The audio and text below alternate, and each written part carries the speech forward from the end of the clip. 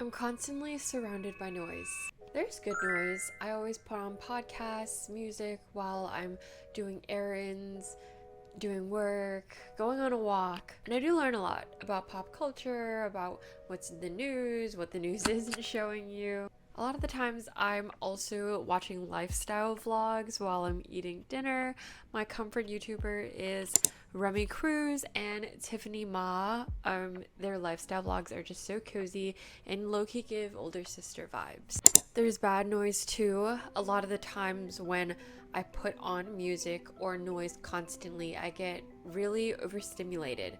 I don't know if you've had this experience before, but sometimes the noises just accelerate, your brain starts spinning, and all of a sudden you're in an overstimulation of just media and noise. It feels like my brain is going at warp speed and I just have to turn off everything.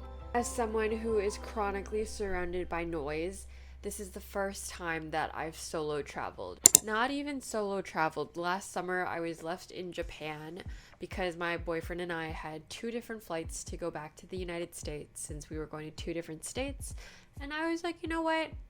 2 days is easy. What can go wrong? I was a little nervous, but here's what I did to pass the time, and I took so many clips. I'd love to share my experiences on what it was like being alone in a country. Barely knowing the language, not knowing anyone, and I learned a lot. Lesson 1, you can take as long as you want anywhere. And that's something I haven't really experienced for the first time, or I experienced for a prolonged period being by myself instead of doing an errand in Chicago. There is a famous street for vintage bags in Osaka that literally the prices were so good, maybe 20 to 30 designer vintage bag stores. And I took my time because if you miss something, you miss something. That's it. Then what's the point of going there? Day 1, I dedicated the first half of the day to finding the perfect designer bag to treat myself. Japan's laws for fraud are also very strict, so it's pretty rare to find a fake. I'm the cutest Celine bag at round 1, and this was the first time I've ever treated myself to a designer item. I was determined to splurge now that I've had a couple years in corporate. It was good. I'm low-key too scared to take it out though. Lesson 2, people watching is actually pretty fun. Day 2, I dedicated to getting my hair done, getting my nails done, and going to Team Lab's Osaka garden. You can only go at night and it was a little out of the way. Negative reviews mentioned that they felt like the journey wasn't worth the experience of going there. Well, I see why they could have thought that because there really wasn't many attractions. I found the quaintest Japanese neighborhood. When I was walking back from my exhibition, I saw the cutest little run club at night of adults in their 40s and 50s, as well as like this elderly bike gang of like grandmas. And it was really sweet because you can only see that in Asia, I swear. Like the US, we don't have that culture really, or the safeness if you're in a large city. The only people watching I was a little irritated about were the young teenagers just like yelling in chat slang. I was like, damn, I'm old. And also when you're there, there's a bunch of like fluorescently lit eggs in the forest, kind of like hatching creatures. And so they do encourage you to kind of just like poke and prod it a little to see. But some people were like rocking the eggs. And I was just like, y'all can't respect anything, huh? Because my Taurus ass was like, you're giving me a bad rep, guys, please. But I also saw a mom and a sweet little girl just exploring the park with so much like exuberance, if that's a word, and delight, and it was cute. They rendezvoused with the dad, and guess she has a sister in the middle of a pathway, and it's like, oh, look what I found. And it was just the sweetest thing. So definitely if I wasn't by myself, I would have not have paid attention to the wonderful people exploring the park with me. Peaceful music played in the background, and I low-key felt like we were like all little butterflies zipping around the exhibit at night, attracted to the lights in the forest. My favorite exhibition was called Secondary Forest, made in 2021. It follows the phrase Hohokore Dojo.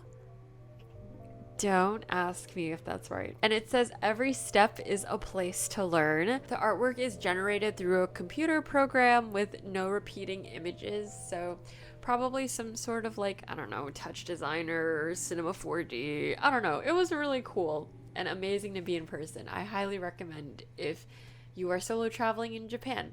Lesson 3, food just tastes better when you're alone. There's less distractions, you're not really in a conversation, you're kind of quiet by yourself. Normally at home I'm eating in front of my latest YouTube video, so this was a really nice change of pace.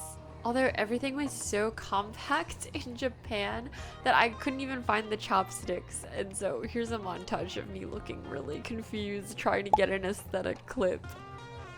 I also conquered one of my fears as well. Before shopping for designer bags, I went to Kobe, Japan. I was so sick of like just shopping in urban culture in Osaka, which is crazy because I love shopping, that I was like, you know what, screw it. I'm gonna take a day trip to Kobe. Like, it'll be fine. I'm excited to see what the little town has to offer, and all I know is that they're really famous for their Kobe steak. One of the biggest attractions is their herb garden, and you take a cable car to go up a mountain. And let's just say my ride up was an adventure. Okay, dear vlog, this is a documentary of me facing my fears. Oh, we're almost there. I'm so scared to ride this gondola by myself, but this is one of the things in Kobe you have to do. I think the initial shock is like okay to me now. Just my claustrophobia kind of shakes me a bit, especially when it's really windy, but it's okay. I'm taking the mountain down. It's really pretty though. Oh my god, I'll show you the view.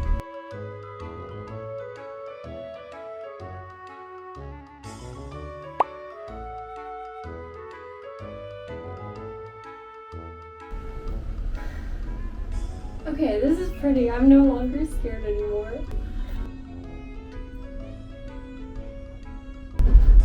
Like that. Like that. Like that rocket? Yep. Yes, sirree. I'm in Japan. This is crazy. Chatham Landing. I think. Get me off this death trap, please. Oh shit.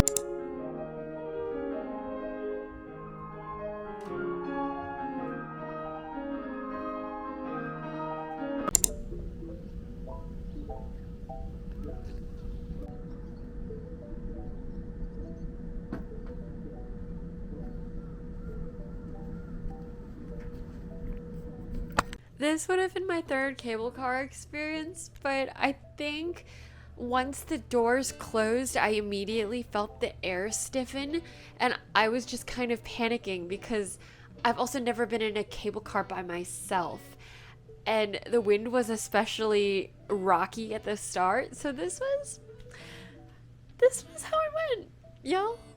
But after I got to the top, it was so chill, and I found amazing things at the top of the mountain. What's funny is I was actually really eager to take the cable car down because I was like, okay, first panic attack done. I can like actually soak in the view on the way down. The rest of the city was amazing as well. I got this necklace from a jewelry shop. I ate a little bit of the Kobe steak, literally melted like butter. I think that was my favorite day trip that I got to take. And the waterfront is beautiful, and I wish I had time to go to this museum. I'll pop over here. It was also going to rain, like it was so gray and scary, so I was like, I gotta rush back home. But they had really cute boutiques, and I don't know, I love cities with like a little sprinkle of everything, and so yeah, Kobe, Japan was beautiful, and I can't wait to go back. Here's some other places I found in Japan that were really transformative, and I think could also be great destinations if you have some alone time in Japan. The Garden of Fine Arts by Tadao Ando in Kyoto. So Ando is like the G. He's one of the most famous Japanese architects like ever. Basically, like if you step into the open air garden, he weaves planes of concrete that kind of guide you as you walk down, and there's also different planes of course replicas, but in the water, floating above, on the side, and every corner you turn is a different viewpoint, and you could have 20 trillion photo shoots in there, I swear. But just felt super peaceful. The running water and different views is just amazing, and kind of when you're walking down has moments of compression and tension to expansion, and that's how you know they did their big one if they're an architect. At the very bottom is the hugest replica of the Last Judgment by Michelangelo, and I don't know, the rest of the garden was fun, but you know, your girl's here for the art and the architecture. Also, it was like a 90-degree day in August, and Japan has humid heat. Didn't know that till I got there. Mini fans are a must. I also think you can do the Inari Shrine hike by yourself. If you don't have time for the bamboo forest, there's also an alternative path you can take. So my boyfriend and I took one path going up via the bamboo forest hike. I think you can Reddit it. I'll drop a link in the description below. And then we took the shrine path down, which was kind of amazing because there were different views. I strongly recommend to bring hiking shoes though. I wore my newest Onitsuka Tigers out because I didn't know how intense the hike would be. I don't recommend that at all. So yeah, only if you're able-bodied and ready for the hike. I think personally, as a non-experienced hiker, that was like a good medium. I was very excited, and we saw a lot of bamboo. What was super rewarding was there were like smaller shrines with a lot of like foxes and stuff on the sides, and at the very top was a vending machine with ice cold refreshments, and it was like literally by the grace of God that was there. So it was beautiful, but stay hydrated if you go on that hike, but amazing people watching there as well. And the third one, the World Expo, was really fun by myself. Unfortunately, you can't go anymore. I feel like it's almost expired, but yeah, any museum I feel like is such a treat. Any art, concert performances, I recommend to be courageous and go out by yourself. I've done a couple solo dates, but this was definitely my first time being alone in a country by myself. So I'm proud, and I'd strongly recommend, because some of these things are like good when there's less distractions. Or you can do that thing where you meet up with your friends in the middle after dinner and like talk about your day and stuff. We all have varying degrees of how we deal with loneliness, and I think it's especially a question you face once you graduate college and your friends are no longer just a walking distance away in proximity. Some people can be alone by themselves for a week. Some people are just always busy, and I'm like, how are you doing this? For me, I have ups and downs. I think sometimes I put a lot of pressure on myself to be busy and meet up with people, or else I low-key feel like a loser. Like, I feel like if I don't make plans and see people, that, I don't know, the world can be very isolating in these ages of technology. So although accidental, I feel like this was a great experience of self-journeying, and I don't know, I'd definitely be more capable of being alone by myself in another country. My friend Priya really inspired me too. She was backpacking around Europe, and you know, sometimes you can't wait for anyone to go on that vacation, so you just do it. And she walked up to a table of girls and just like flat out asked if they wanted to hang, and they were out the whole night having so much fun. I don't know if I'm there yet, but you know what? Maybe we will be one day. Maybe. The way I spent my last 2 nights, I kind of just did a couple of snack hauls and re-upped on the food that I liked and watched YouTube. But you know what? To each their own. Snack intermission. This was so good. Sour, very tart. I don't know how much sugar they added, I'm not gonna lie. But these didn't refrigerate well, so they're kind of breaking in the bag. But they're so good. Like 9 out of 10.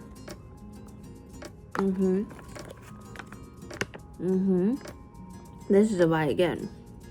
Also, before I left, I treated myself to omakase, and that was so funny because it was a small restaurant, so there were only 3 couples and me, and they all seemed really rich and affluent, and I was just eating that was where I savored food as well. I was just eating like, so yummy. And so the chef was like such a badass woman and just tried to talk to me. I think she knew Mandarin, Japanese, and English. But definitely recommend that as well. Omakase by yourself, you feel a little classy. I'm not gonna lie. I was like, you know what? I don't need anyone. I'm by myself, living it up.